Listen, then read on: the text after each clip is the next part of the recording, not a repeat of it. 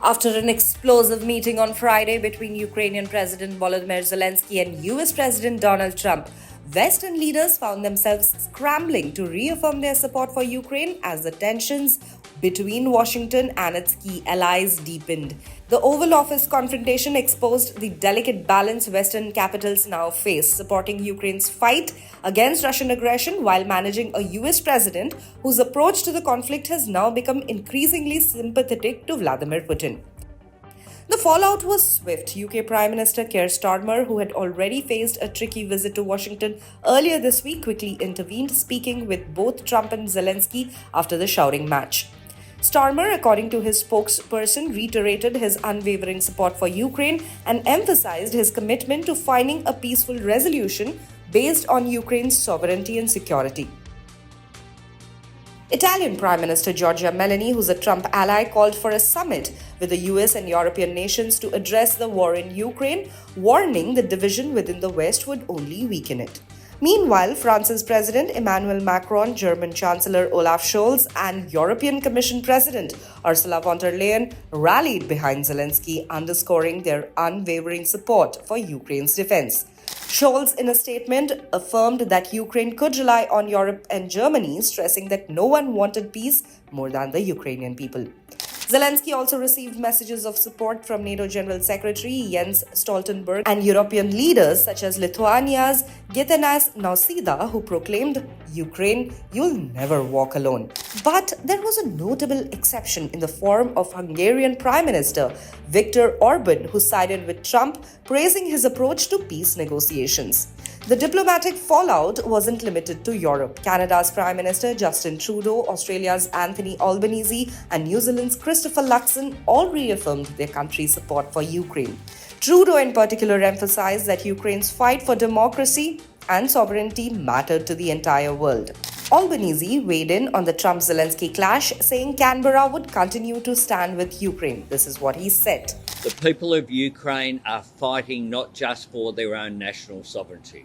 They are fighting for the international rule of law. Australia has committed some $1.5 billion to help Ukraine defend itself. More than $1.3 billion of that is military support.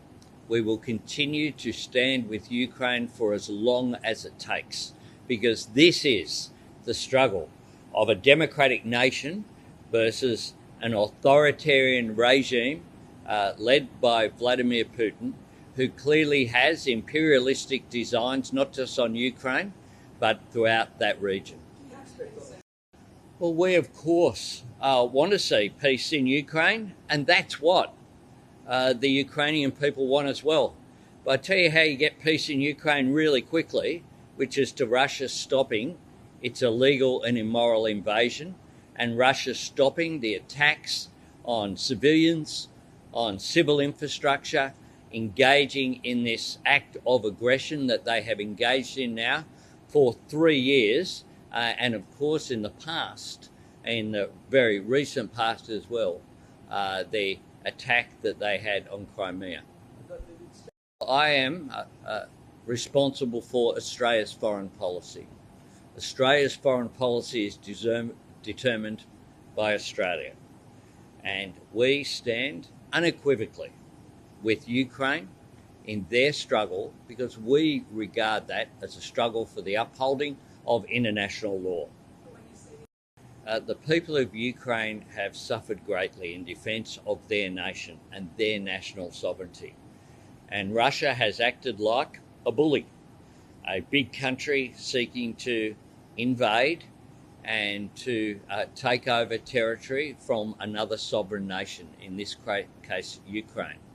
And like the rest of overwhelmingly countries around the world, we have stood with Ukraine, and we will continue to do so.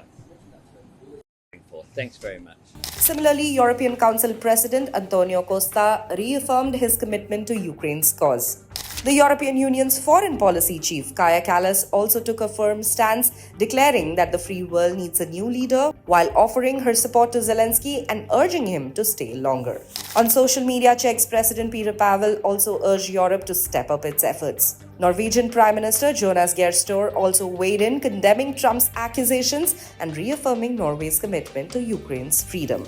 As the weekend approached, Western capitals were left grappling with how to maintain unity in their support for Ukraine. With Zelensky's visit to the UK scheduled for Sunday, all eyes are now on how European leaders will manage the ongoing divide between Trump's approach and the broader Western consensus on Ukraine. The geopolitical chess game is far from over, and the stakes couldn't be higher for the future of Europe and its security.